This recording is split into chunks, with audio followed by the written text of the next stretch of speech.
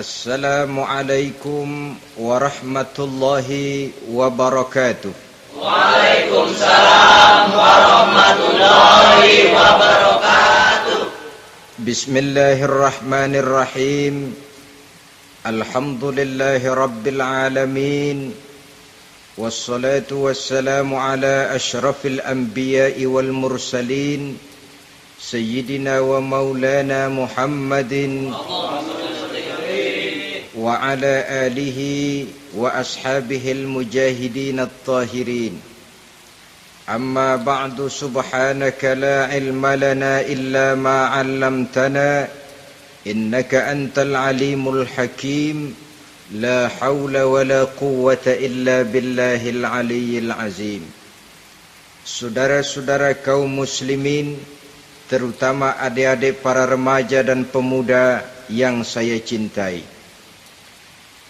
Apabila seseorang akan membangun rumah, tentu saja dia akan mengadakan beberapa pilihan. Sejak dari memilih lokasi di mana rumah itu akan didirikan, sampai kepada menentukan bahan-bahan kualitas yang akan dipakainya, sampai kemudian kepada wujud dan bentuk rumah yang akan ditinggalinya. Demikianlah bahwa untuk membangun sebuah rumah yang hanya untuk menaungi kehidupan di dunia ini, kita mengadakan berbagai macam pilihan.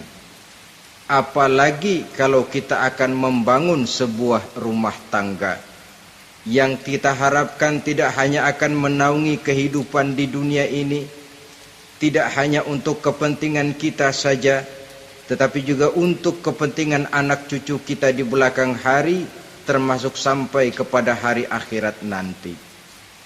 Oleh karena itu, pada pertemuan kali ini, saya hanya ingin khusus berbicara kepada adik-adik remaja dan para pemuda, bagaimana sebaiknya memilih jodoh menurut ajaran agama Islam. Dalam Al-Quran, Allah Subhanahu wa ta'ala menjelaskan, Zuyyina linnasi hubbus syahawati minan nisa, bahwa manusia apapun jenisnya, asal dia bernama manusia, dihiasi dengan perasaan cinta kepada perempuan. Jadi sejak dahulunya secara fitrah, laki-laki senang kepada perempuan, sebagaimana perempuan pun senang kepada laki-laki. Dihiasi rasa cinta ini dalam kehidupan manusia.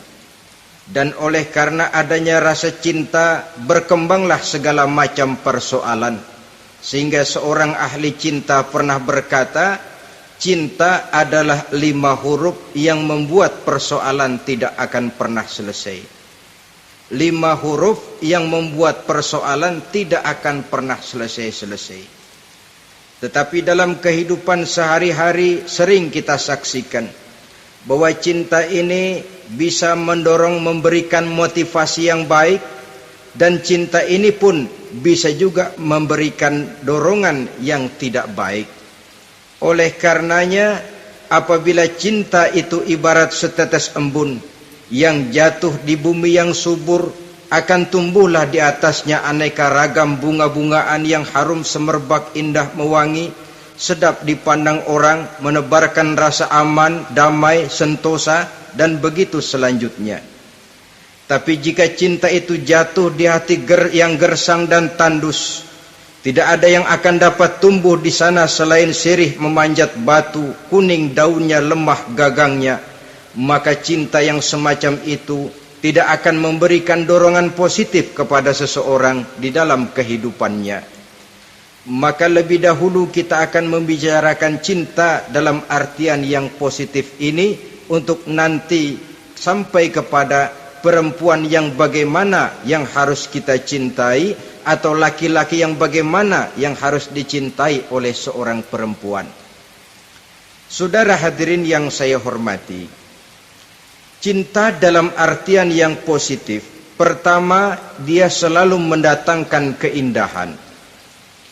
Yang kedua, cinta itu memberikan energi atau semangat untuk berjuang.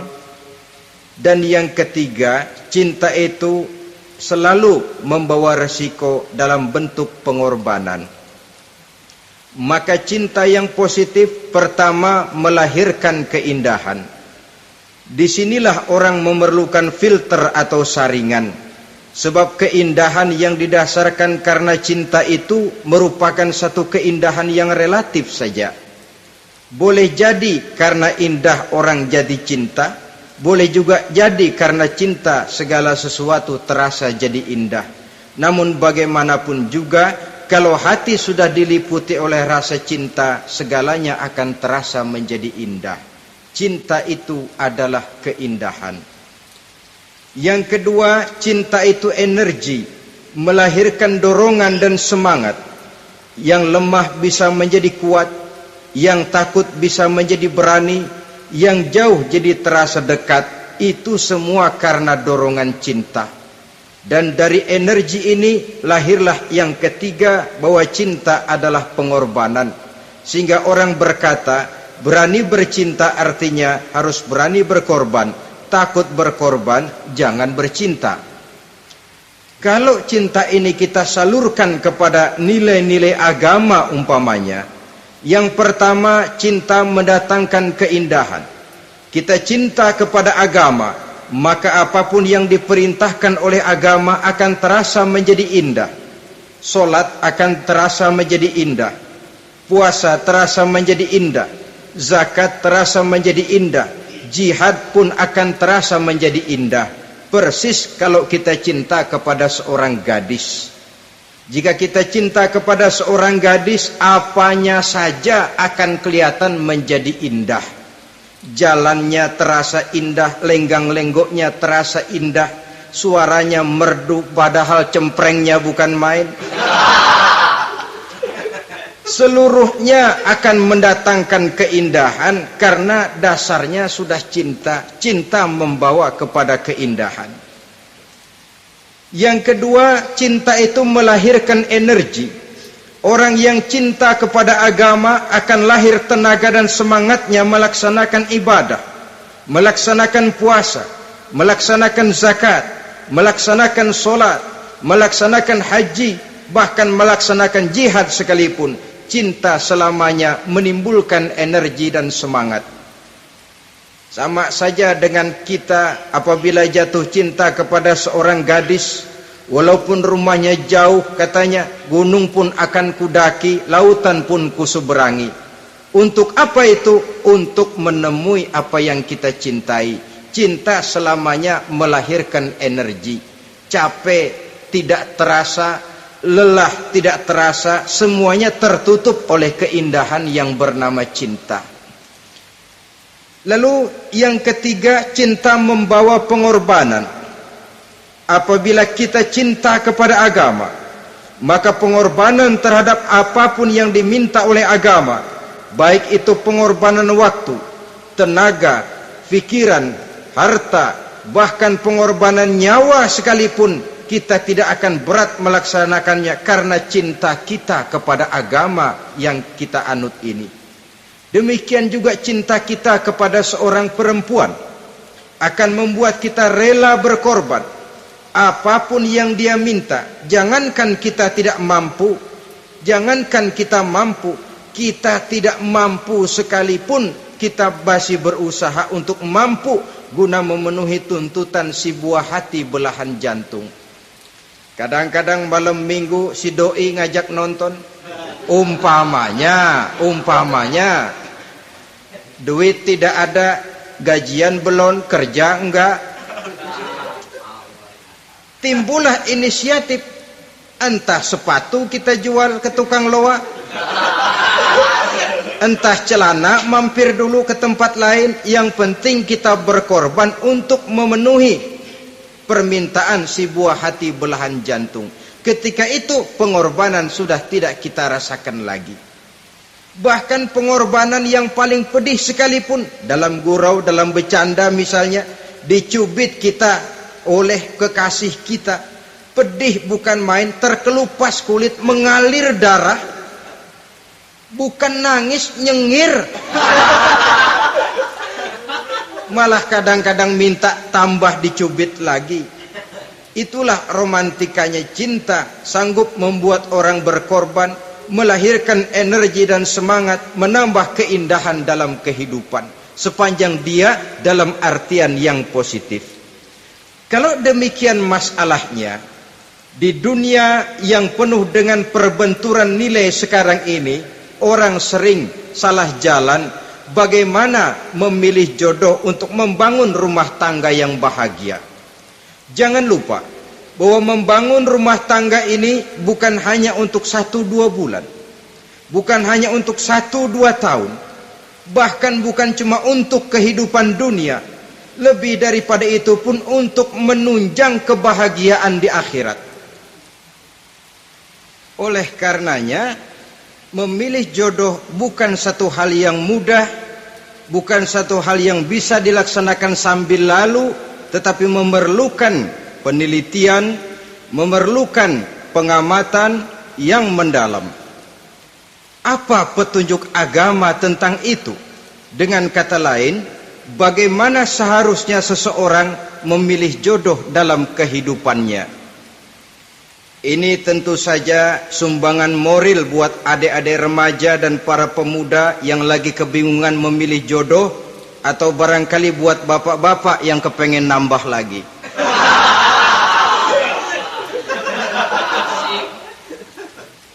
Mohon maaf kepada ibu-ibu, saya tidak menganjurkan, cuma ngajarin. Yang pertama, menurut Nabi, nikahilah perempuan itu karena rupanya, karena hartanya, karena keturunannya, dan karena agamanya. Ada 4 motif utama di sini. Pertama, memilih jodoh, lihatlah rupanya. Lagian siapa yang kepengen dapat jodoh rupanya nggak karu-karuan? Cari rupa yang cantik, indah, dan menawan. Namun jangan lupa, saya katakan di zaman di mana sering terjadi benturan nilai seperti sekarang ini, orang sulit untuk mendapatkan keaslian.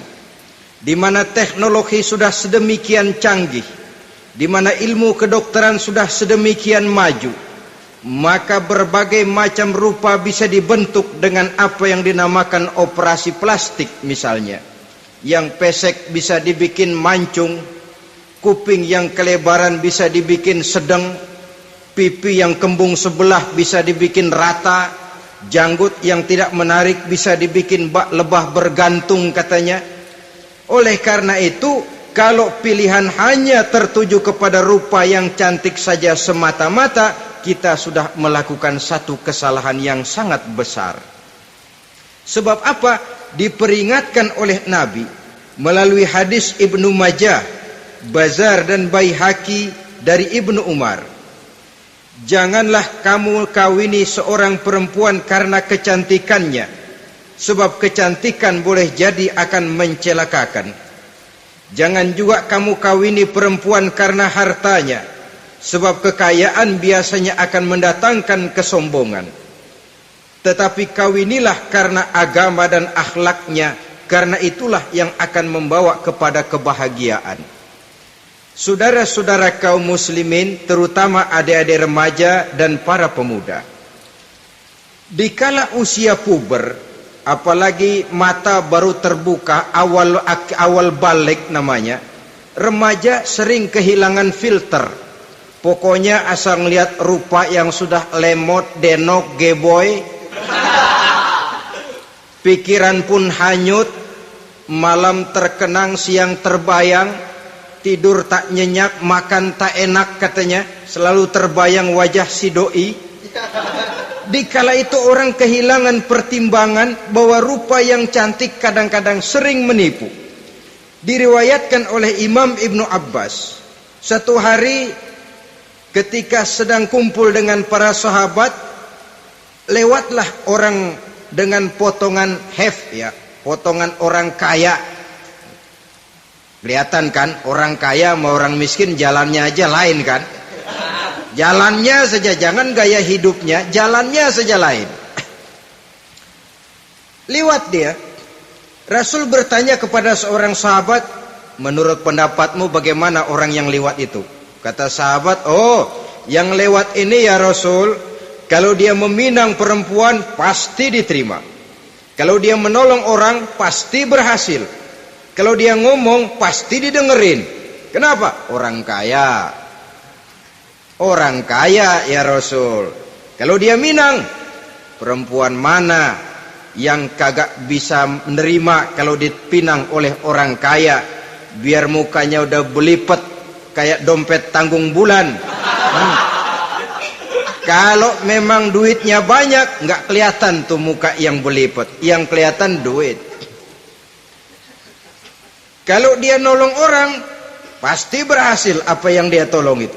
Kalau dia ngomong, pasti didengerin orang, walaupun omongannya biasa-biasa saja. Kenapa? Orang lihat penampilannya. Sudah, ketika orang itu lewat, beberapa lama kemudian lewat lagi seseorang yang kelihatannya miskin. Rasul tanya lagi, kalau orang ini bagaimana pendapat kamu? Wah, potongan begini sih Rasul. Kalau dia minang, orang tolak. Siapa yang mau kawin sama kere begini? Kalau dia nolong orang, pasti nggak berhasil. Kalau dia ngomong, kagak bakalan ada yang mau dengerin. Siapa yang mau dengerin orang susah ngomong? Setelah orang itu lewat, apa kata Rasul? Orang yang terakhir, yang lewat ini, yang barusan lewat, jauh lebih baik dari yang pertama yang lewat tadi. Jauh lebih baik. Maksud dari ucapan ini, Rasul sebenarnya mendidik para sahabat jangan tertipu oleh penampilan. Sebab penampilan tidak selamanya mencerminkan keaslian. Apalagi di zaman sekarang, salon di mana-mana bejibun.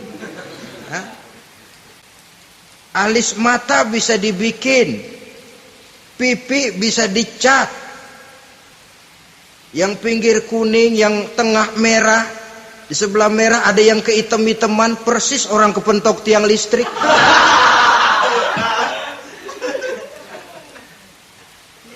Kecantikan yang artifisial, kecantikan yang bukan alami.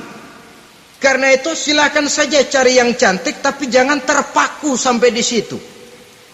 Sebab kecantikan di samping dia mudah berubah oleh pergeseran masa dan pertukaran waktu, ternyata penampilan tidak selamanya mencerminkan keaslian. Lain hari seorang sahabat pernah mengadu, "Ya Rasul, ada apa? Inna imraati la turaddu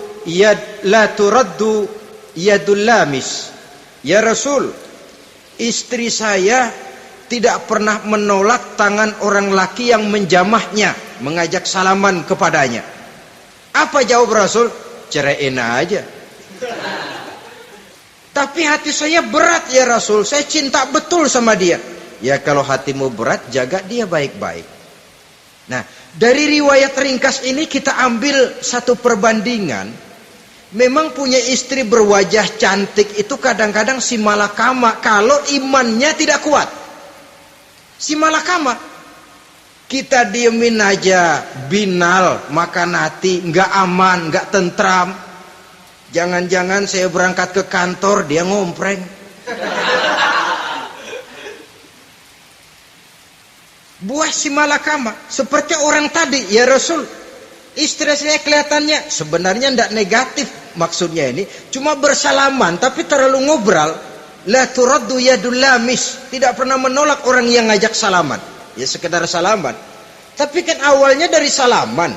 Kalau sudah salaman kan strum bisa ngederdet dari tangan situ. Kata Rasul sederhana saja. Ya kalau memang begitu ceraiin. Saya nggak kuat Rasul, saya cinta betul sama dia. Kalau kau tak kuat berpisah dengan dia, jagalah dia baik-baik. Ajar, didik, tanamkan rasa keagamaan di dalam hatinya. Saudara-saudara kaum muslimin, jadi rupa yang cantik tanpa didasari oleh nilai-nilai agama akan membuat seorang suami di rumah tangganya seperti si malakama. Seperti berhadapan dengan buah si malakama kalau tidak diiringi dengan nilai-nilai moral yang luhur dan bekal agama yang tangguh. akan pergi jauh dari rumah rasanya tidak aman, sedangkan di rumah saja siapa yang akan mencari nafkah, dan begitu selanjutnya. Orang tadi jelas berhadapan dengan buah si malakama, didiamkan, makan hati. Sebab maaf, kalau seorang suami sudah tidak punya rasa cemburu terhadap istrinya, itu kan yang disebut dayus. Dan dayus itu jangankan masuk surga, bau surga saja dia tidak dapat. Tapi cemburu dalam artian bukan cemburu buta, cemburu dalam artian yang wajar. Dia cemburu, akan dikerasi takut kalau istrinya minta cerai, sedangkan dia cintanya sudah kadung medok bener. Si malakama jadinya. Nah, ini juga satu riwayat yang memberikan gambaran kepada kita. Pilihan, silakan cari rupa yang cantik saja, cari yang cantik. Tapi kalau itu dijadikan motif utama tanpa dasar-dasar agama, saya khawatir nanti rumah tangga kita akan berhadapan dengan buah si malakama.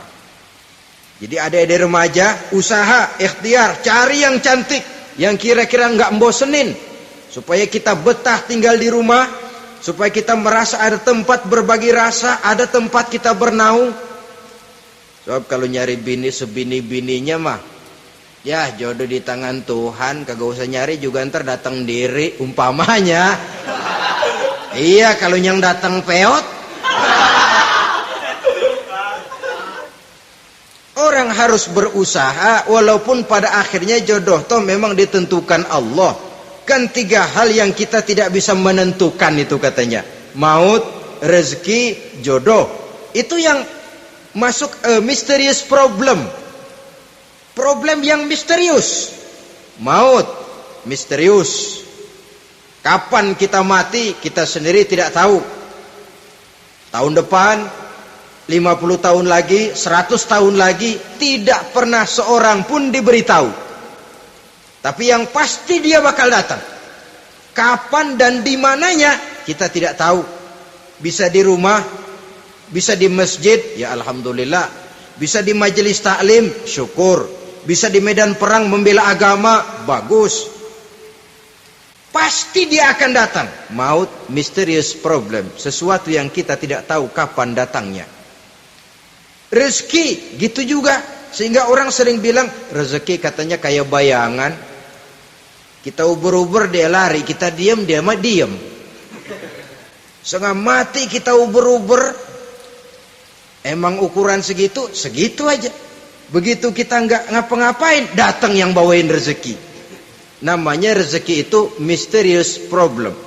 Kadang-kadang ngobek, sungsang, sumbul, udah segala tanah orang kita ukur-ukurin. Udah segala ngomong sudah nggak ada yang loh, tuh sudah buta. Tapi memang bayangan, kalau belum rezeki ya belum. Kadang-kadang nyari kode sampai tidur di kuburan, belepotan tanah kuburan loh. Yang aneh lagi kadang-kadang orang gila ditanyain. Allahu Akbar, ini kode-kode zaman sekarang ini sampai orang waras nanyain orang gila, itu gimana itu? Ini sudah efek yang betul-betul negatif. Sudah jelas orang gila kok ditanya. Apa kira-kira yang nanya nggak lebih gila dari yang gila itu?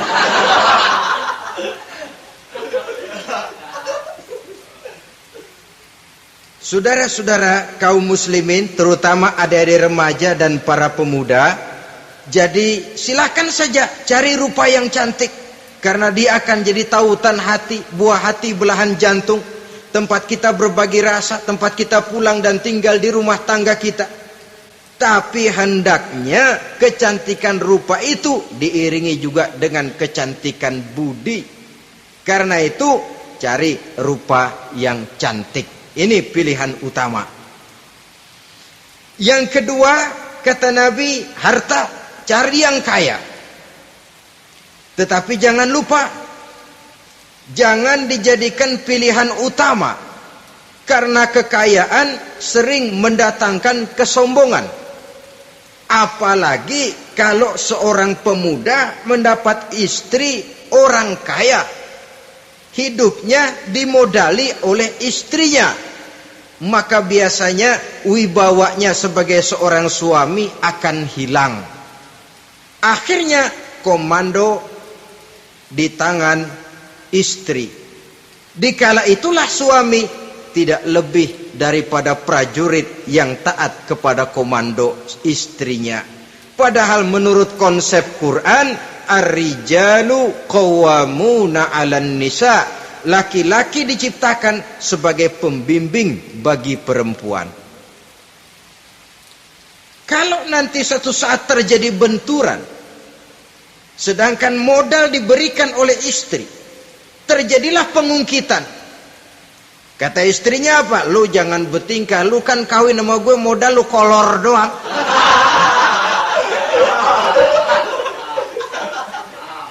Kalau sekarang bertingkah, silakan keluar rumah. Bawa seperti engkau datang dulu, jangan bawa apa-apa. Pergilah seperti engkau datang dulu kemari. Hilanglah wibawa seorang suami. Suami kalau udah digentak sama istri begitu, ngelempuruk kayak ayam sampar. Di mana lagi letak wibawanya? Harta sering mendatangkan kesombongan. Oleh karena itu, walaupun diperintahkan cari yang keturunan orang kaya, tapi maksudnya jangan dompleng.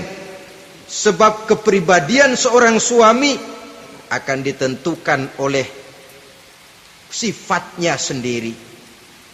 Keberadaannya ditentukan oleh karya dan perbuatannya sendiri. Itulah yang akan menampilkan kepribadian dia dalam kehidupan di masyarakat ini. Saudara-saudara kaum muslimin, terutama adik-adik remaja dan para pemuda, kan kadang-kadang di zaman sekarang kan kelas-kelas gigolo, playboy ya, nyari tante-tante kesepian, mejeng-mejeng di pinggir-pinggir jalan dengan harapan apa? Ya barter lah, tukar tambah, nah, supaya dapat rokok, dibelikan pakaian, motor dan sebagainya. Tapi yang jelas hilang harga diri sebagai laki-laki, dan itu yang paling mahal. Kalau seorang laki-laki sudah kehilangan harga diri, apalagi yang bisa dibanggakan dalam kehidupan ini? Apa artinya naik mobil kalau kepala tertunduk ke bawah? Apa artinya jalan di tengah masyarakat kalau kita tidak bisa menengadah dengan satu kebanggaan? Hilangnya harga diri merupakan kehancuran awal dari sebuah pribadi yang untuk jangka panjang kita tidak akan bisa lagi berbuat banyak.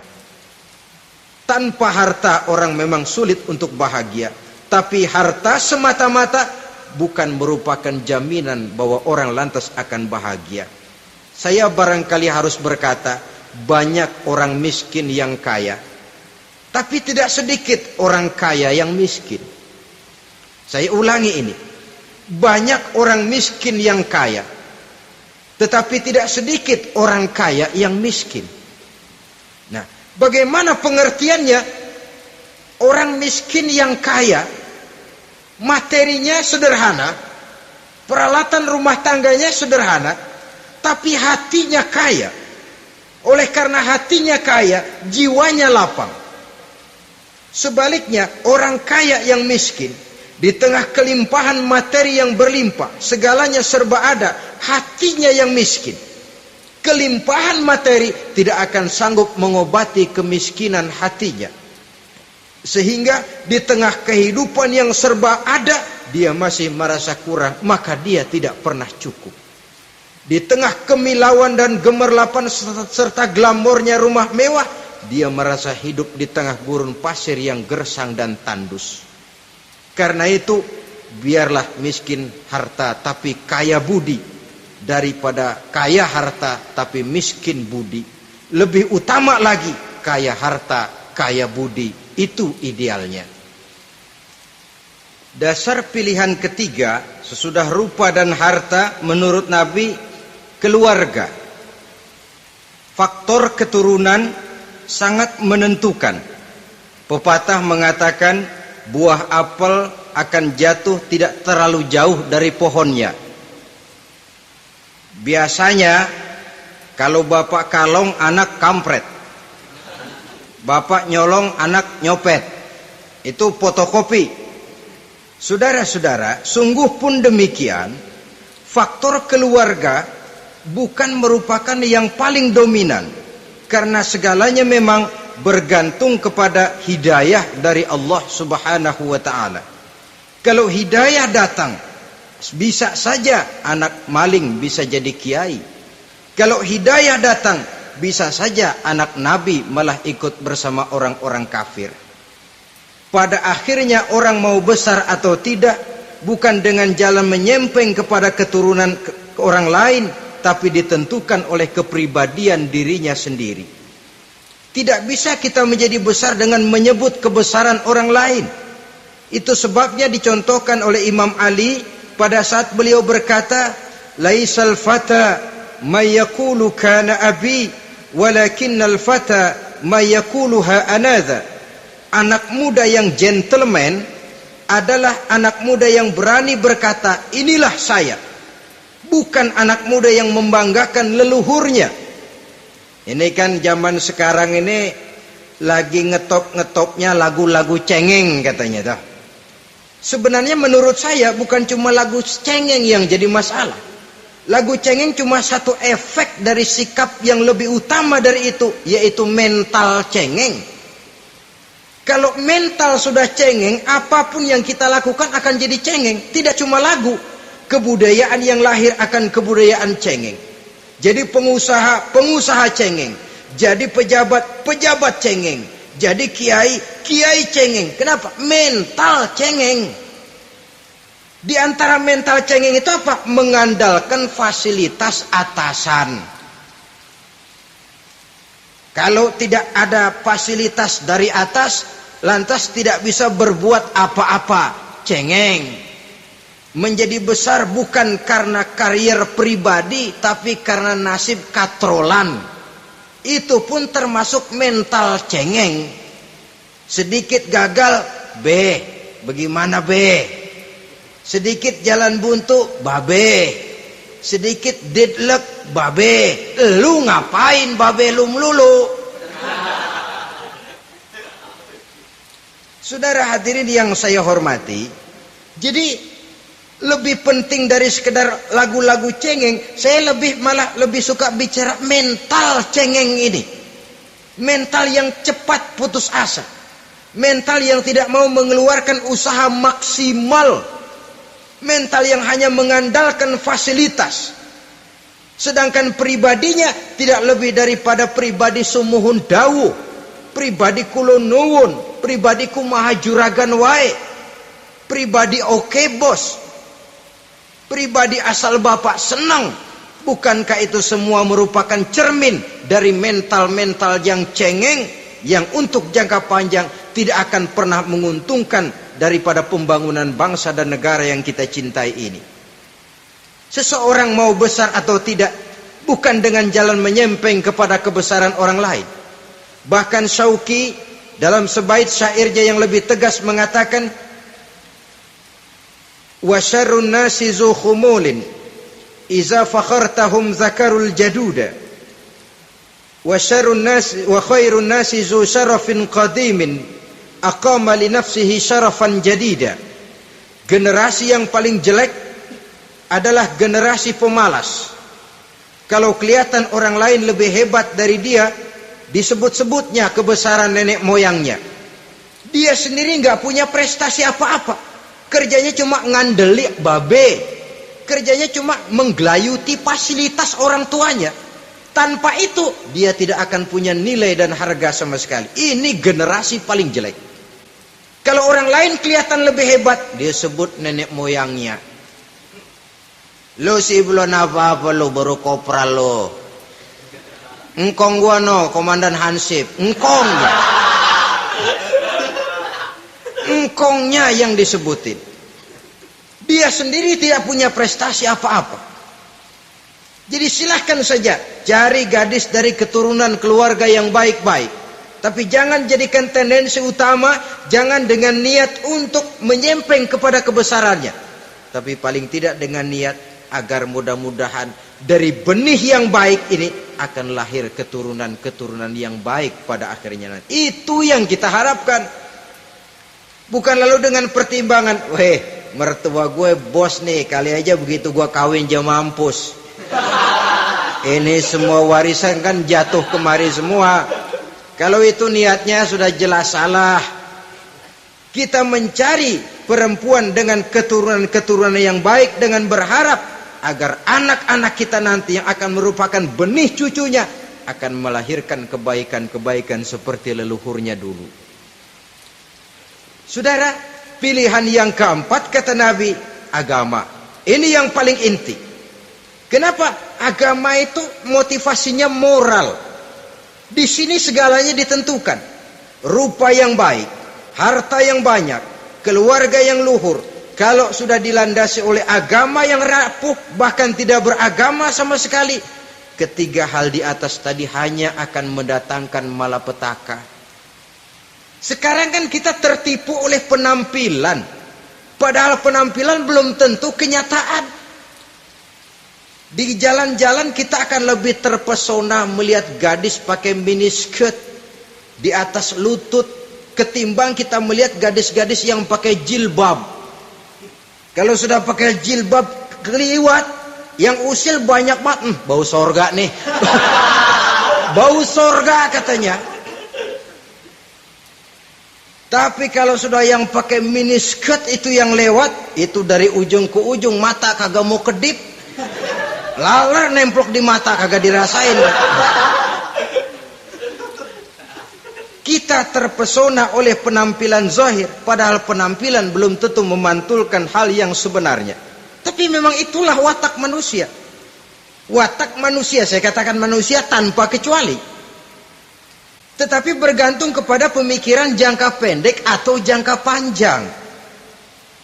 Kalau jangka panjang yang kita pikirkan, ya tentu kita tidak akan mudah terpesona oleh hal yang zahir. Sampai-sampai Quran sendiri mengatakan budak yang hitam legam tapi beriman itu lebih baik daripada orang-orang musyrik walaupun cantik, denok, lemot, geboy.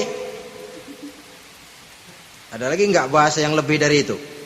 Cantik, denok, lemot, geboy, bahenol, nerkom. Tapi kafir masih lebih baik budak yang hitam legam sekalipun. Kalau dia beriman. Kenapa? Rumah tangga untuk jangka panjang. So itu Islam tidak membolehkan kawin campuran dengan lain agama.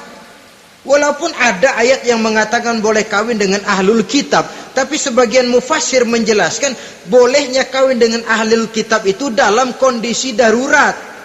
Dalam kondisi normal tidak bisa. Kenapa? Kalau sudah berlainan agama, akan terjadi kerancuan rumah tangga untuk jangka panjang. Bagaimana membina dalam keharmonisan di rumah tangga? Bagaimana nasib anak-anak nanti? Kadang-kadang ada keluarga, kami sih keluarga modern. Anak-anak kami berikan kebebasan untuk milih agama apa saja. Bapaknya Islam, istrinya Kristen, anaknya ada yang Hindu, Buddha. Bagus nih, keluarga pecel namanya. Bagaimana keluarga modern bisa seperti itu? Padahal seorang suami bertanggung jawab di hadapan Allah. Dia akan ditanya tentang istrinya. Dia akan dimintakan pertanggungan jawab tentang anak-anaknya. Kalau istri kita berlainan agama, mungkin terjadi pengkaplingan. Pokoknya kalau anak perempuan ikut ibu, anak laki ikut bapak. Administrasi dunia bisa begitu, tapi akhirat, pertanggungan jawab di hadapan Allah. Bisakah kita? Sorry aja Tuhan emang janjinya begini. Saudara hadirin yang saya hormati, oleh karena itu budak legam hitam kalau beriman masih lebih baik daripada orang-orang yang tidak beriman walaupun cantik dan mempesona. Kenapa? Ini faktor agama.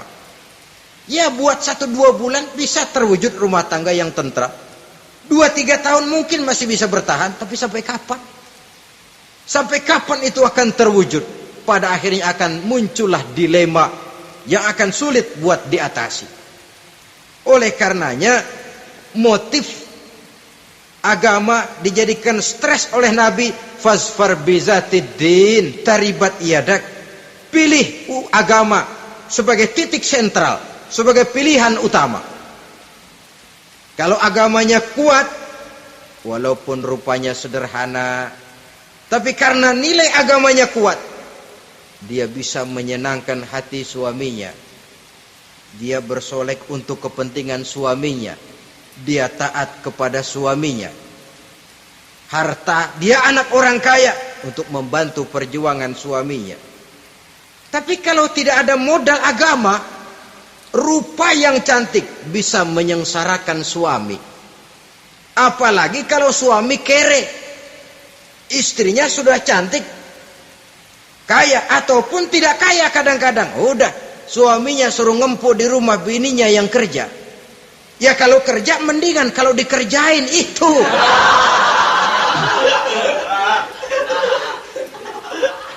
Itu yang repot. Saudara hadirin yang saya hormati, dan ini bukan satu dua kasus. Alangkah malangnya kalau sudah terkena hal seperti itu.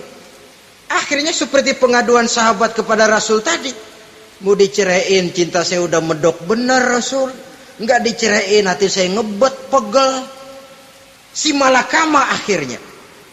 Jadi oleh karenanya agama. Kalau dia cantik, walaupun miskin, agamanya kuat, dia bisa memelihara kehormatan diri. Dia kaya, agamanya kuat, hartanya disalurkan di jalan Allah. Karena itu agama jadikan pilihan utama. Dan ukuran agama itu bukan cuma jilbab loh. Ya kadang-kadang ada juga yang jilbabnya nggak pernah lepas, tapi kadang-kadang akhlaknya lebih binal dari yang kribo. Ada cuma sekedar kamuflase saja, itu pun penampilan. Sekedar penampilan saja. Cuma dari segi aurat ya memang lebih baik dan lebih utama. Dan saya kira lebih mengundang penasaran toh. Duren kalau udah dibuka kan kelihatan isinya. Emang udah begitu. Udah. Tapi kalau masih rapat, itu yang rasanya kita pengen buka. Timbul tantangan. Gue pengen tahu isinya. Rasanya juga begitu. Sama saja dengan baju. Kalau dibungkus rapat di plastik, ditaruh di etalase, adanya di toko mau serba ada. Tahu kita barang mahal nih. Biar punya duit, kita mau nawar ragu-ragu, takut nggak cukup. Tapi kalau barang sudah dibuka di jalanan, diobral di pinggir jalan, murahan, 1.003 masih dicampur odol. Yang begitu sih biar nggak punya duit, kita berani banget tanya, nawar, megang lagi nyemek. Berat duit nih bang. Kenapa? Barang sudah terbuka. Jadi saudara-saudara, syukur kalau keempat-empatnya ini jodoh terkumpul dalam jodoh yang saudara cari. Sudah rupanya cantik, kaya, keturunan orang baik-baik, agamanya kuat. Nah, surga dunia tuh. Yang begitu cari. Kalau ada yang begitu, saya juga mau nambahin satu lagi.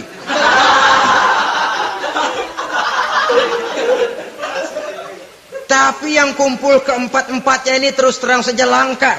Makhluk langka ini. Kadang-kadang cantik, kaya, keluarganya hebat, agamanya nol, akhlaknya kayak setan. Tapi yang paling celaka kalau empat-empatnya kagak ada. Rupanya jelek, melarat, bapaknya biang maling, kagak beragama lagi. Apanya yang mau dipilih? Mampus saja mendingan. Sudah nggak ada pilihan sama sekali tuh. Sudah nggak ada pilihan sama sekali. Saudara hadirin yang saya hormati, terutama adik-adik remaja. Nah, lalu apa motivasi agama dalam pembinaan ini apa? Agama ini kan memberikan contoh bahwa perempuan yang baik itu, yang kita ingin jadikan dia sebagai ideal dalam pencarian jodoh, tandanya 3. Iza ra'aitaha sarratka, kata Nabi. Kalau dipandang, dia bisa menggembirakan kamu. Kan ini yang penting buat seorang suami. Kalau saudara nanti jadi suami, punya istri yang jadi partner setia mendampingi suaminya. Kalau dilihat nggak membosenin, Kenapa? Dia berdandan untuk nyenangin hati suaminya. Enggak bosenin. Kan kadang-kadang ada bini kalau kita pulang demek aja fotonya.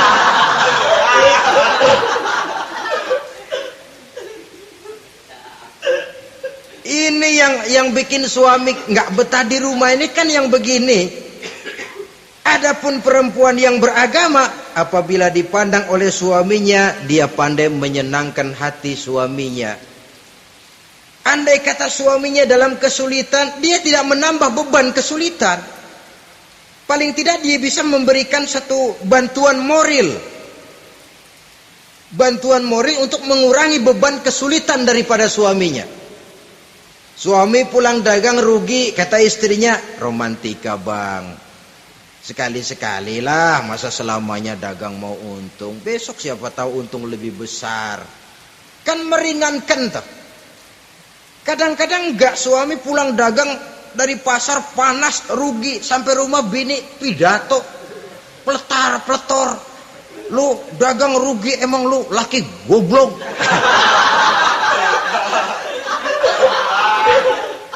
Sudahlah di pasar rugi, di rumah digoblok-goblokin. Ini nanti kena penyakit broken home yang begini ini.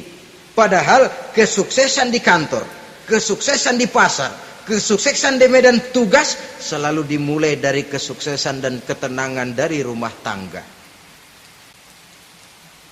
Dia berhias untuk kepentingan suaminya, tidak terlalu berlebihan, dan suaminya pun pandai menghargai istrinya dengan kata-kata yang menimbulkan gairah dan semangat.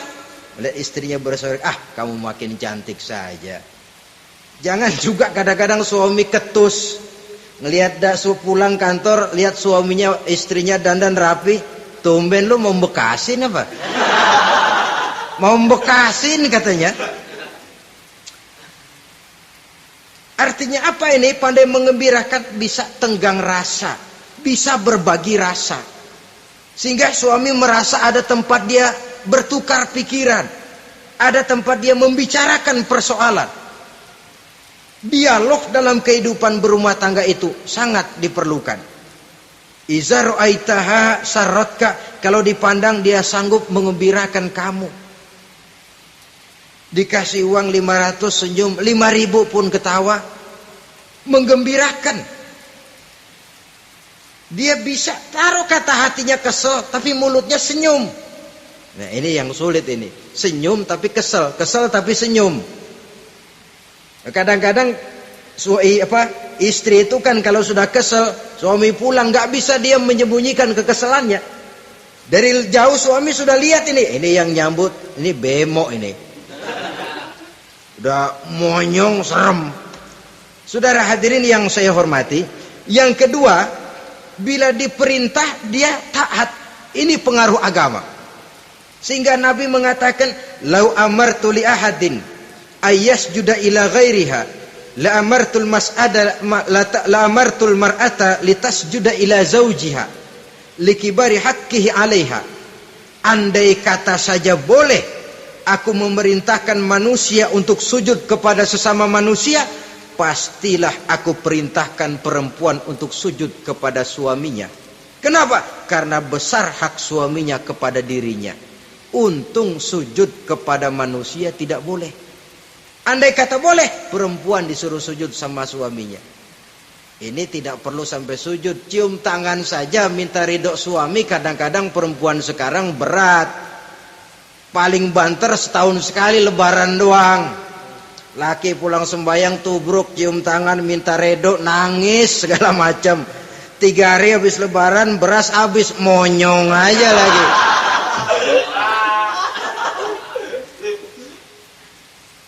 Saudara hadirin yang saya hormati, yang ketiga, akibat pengaruh agama, dia sanggup memelihara kehormatan diri dan sanggup menjaga harta suaminya. Memelihara kehormatan diri baik pada saat suaminya di rumah atau pada saat suaminya tidak ada di rumah. Satu riwayat, seorang sahabat akan pergi perang jihad di fi sabilillah. Ketika mau berangkat dia bilang kepada istrinya, saya mau berangkat perang. Kalau saya belum pulang kamu jangan keluar rumah. Baik bang. Pergi istrinya, pergi suaminya jihad. 1 minggu, 2 minggu berlalu, belum juga pulang. Satu hari datang utusan dari rumah orang tua si istri ini. Assalamualaikum bu. Waalaikumsalam. Ada apa? Ada berita kurang enak bu. Orang tua ibu sakit parah. Mohon tolong ditengokin. Apa kata si istri? Maaf saja, suami saya belum pulang dari medan perang. Saya belum dapat izin keluar rumah kalau dia belum pulang. Tolong sampaikan maaf saya kepada orang tuanya. Pulanglah utusan tadi. Besok balik lagi. Bu, ada apa? Udah Senin Kemis. Napasnya sudah sampai tenggorokan. Tolong tengokin buat terakhir kalinya bu. Suami saya belum pulang. Dia pesan kalau dia belum pulang saya jangan keluar rumah. Saya nggak bisa tengokin orang tua saya. Salam maaf saja. Pulang utusan itu. Besok balik lagi. Bagaimana? Sudah meninggal bu. Mau dikubur. Tengokinlah buat terakhir kalinya. Suami saya belum pulang. Saya belum berani keluar rumah kalau suami saya belum pulang. Itu janji saya sama suami saya. Pulanglah utusan ini ngadu kepada Rasulullah sallallahu alaihi wasallam. Ya Rasul, ini perempuan kelewatan benar. Dari orang tuanya sakit sampai sekarat, sampai mati, sampai dikuburin dia nggak nengokin. Memangnya kenapa? Suaminya katanya pergi jihad dan suaminya tidak mengizinkan dia keluar rumah kalau si suami belum pulang. Apa jawab Rasul? Marahkah beliau? Tidak, beliau senyum. Apa katanya? Dosa orang tua yang meninggal ini telah diampuni oleh Allah karena dia punya anak perempuan yang begitu taat kepada suaminya. Allahu Akbar. Dosa orang tua yang sudah meninggal itu diampuni oleh Allah karena dia punya anak perempuan yang begitu taat kepada suaminya. Ketaatannya kepada suaminya menyebabkan dosa orang tuanya diampuni oleh Allah Subhanahu wa taala. Suami pergi jihad, orang tua sakit keras, tidak berani dia keluar rumah. Itu tandanya bisa menjaga kehormatan diri. Kalaupun satu saat suaminya manggil, bu, tolong ambilin uang di dompet. Dompetnya dibawa, bang, ambil saja sendirilah, nanti salah ambil lagi saya. Kadang-kadang enggak, suaminya pergi mandi, dompet berantakan. Saudara hadirin yang saya hormati, ini motivasi agama. Jadi kecantikan zahir yang diimbangi dengan kecantikan batin oleh karena pengaruh agama tadi. Kalau sudah kemari, orang tidak perlu mikir-mikir operasi plastik, bikin yang pesek jadi mancung supaya orang tertarik, bikin belakang yang kurus jadi menarik. Tidak.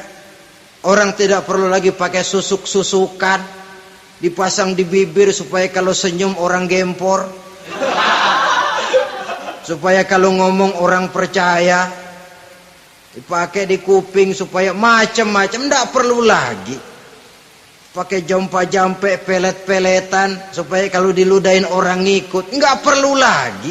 Kenapa? Cinta itu nature, sesuatu yang alamiah, yang tidak bisa dipaksakan. Dia kudrati, karunia dari Allah. Tidak bisa cinta dipaksakan. Kalaupun bisa, dengan ilmu pelet, oh saudara bisa membuat orang jatuh cinta, ya 2-3 hari, 4-50 hari. Kesananya apa yang akan terjadi? Kelanggengan tidak akan pernah terwujudkan. Kenapa? Keterpaksaan yang akan timbul. Dalam kondisi semacam itu, rumah tangga tidak akan mengalami ketenangan dan ketentraman. Jadi biarkan cinta berjalan secara alamiah, karena dia memang alamiah. Saudara-saudara, nah sekarang kalau sudah ketemu nih, yang 4 tadi, rupa cantik, keturunan boleh, kaya lumayan, agama kuat. Apa yang harus kita cari? Apa yang harus kita lakukan? Apa pakai pepatah anak sekarang? Aku lihat, aku pikat, aku dapat, aku sikat, aku minggat. Bangsat.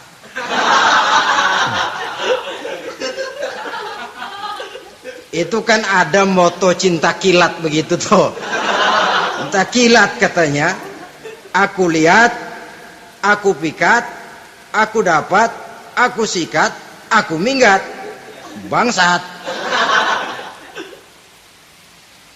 Atau kita harus hanyut dalam arus free love, free sex, summon living, eksperimen dulu? Tidak. Islam mengajurkan kalau memang seret, ini rasanya ini nih, mantap gue nih. Apa yang diajarkan oleh Islam selanjutnya? Meminang, saudara-saudara. Meminang adalah langkah awal untuk mengikat tali pernikahan. Diizinkan meminang, dan di dalam meminang pun diizinkan untuk melihat. Cuma kalau boleh, ya syaratnya itu waktu melihat itu jangan sampai ketahuan si perempuan yang akan kita pinang itu. Untuk apa kita meminang? Pertama, untuk yakin bahwa perempuan yang kita inginkan ini sudah kumpul syaratnya itu, tidak ada cacatnya. Yang kedua, untuk memperkuat tekad hidup berumah tangga, diperlukan meminang. Adapun adat itu berbeda, tapi bahwa konsep meminang itu dalam Islam ada, itu jelas. Ya kalau mesti bawa pisang raja, pakai roti buaya, pakai martabak segede ban mobil truk segala macam, itu adat saja, ya. Tapi yang real meminang itu ada dalam Islam. Nah, bagaimana adab meminang? Setelah kita tahu anak ini cantiknya ya, keturunan baik, ya kekayaannya lumayan, agamanya kuat, pinanglah dia. Caranya boleh lihat langsung. Lihat langsung kalau bisa tanpa setahu si perempuan. Dan batas yang boleh dilihat itu muka dan tangan. Itu saja. Jadi jangan gerusak. Minta permisi Pak, saya mau ngelihat anak Bapak seutuhnya. Soalnya buat saya ini nanti. Apanya aja dibedolin. Jangan. Kira-kira yang boleh itu muka sama tangan. Andai kata kita risih, sebab nanti kalau nggak jadi akan jadi timbul rasa malu dan si perempuan juga kasihan. Boleh mengutus perempuan yang kita percaya. Coba kau ke sana, lihat kondisinya yang sebenarnya bagaimana. Kalau ngelihat dari jauh sih utuh, siapa tahu nanti tangannya kurang sebelah. Coba lihat sana. Saudara-saudara, kemudian boleh juga ditanyakan kepada orang tuanya. Dan dalam hal ini orang tua si gadis tidak boleh menyembunyikan aib atau cacat yang dimiliki oleh anaknya. Dia harus menceritakan apa adanya, sampai pun kekurangan anaknya yang paling kecil sekalipun. Sebab apa? Jangan sampai istilah pepatah beli kucing dalam karung. Kedengeran suaranya doang meong-meong, begitu dibuka tuh kucing gempor sebelah kakinya nggak ada. Kan tentu kita tidak kepengen kecewa di belakang hari. Itulah perlunya meminang sebagai jembatan untuk menuju kepada pernikahan. Nah, dengan demikian kalau sudah usaha meminang ini dilaksanakan, jangan merasa sudah setengah resmi. Ini yang kadang-kadang jadi penyakit. Malah sesudah meminang harus masing-masing lebih menjaga diri, menjaga kehormatan, menjaga pergaulan. Kenapa? Agar saat memasuki jenjang pernikahan nanti merupakan jenjang yang sangat ditunggu-tunggu. Ada rasa keinginan tahu. Kalau tidak, ya udah biasa, nggak giroh lagi ngadepin perkawinan. Kenapa? Kemarin-kemarin gue udah cobain. Hilang gairah lagi. Sebab itu kalau sudah meminang, jangan merasa sudah setengah halal. Udah minang ini Kadang-kadang orang tua juga konyol. Sudah dipinang, diumbar. Lu mau kemana keda lu udah pinang? Padahal meminang itu cuma langkah awal. Sedangkan selanjutnya harus lebih berusaha menjaga kehormatan diri sampai pada saat nanti pelaksanaan pernikahan. Nah, saudara-saudara, terutama adik-adik remaja dan para pemuda, walaupun agak sekilas memang karena terbatasnya waktu pada pertemuan ini, mudah-mudahan bisa memberikan gambaran yang sepintas tentang bagaimana sebaiknya kita memilih jodoh di dalam membina rumah tangga yang bahagia. Semoga ada manfaatnya. Terima kasih atas segala perhatian. Mohon maaf atas segala kekurangan. Usikum wa nafsi bitaqwallah. Wassalamualaikum warahmatullahi wabarakatuh.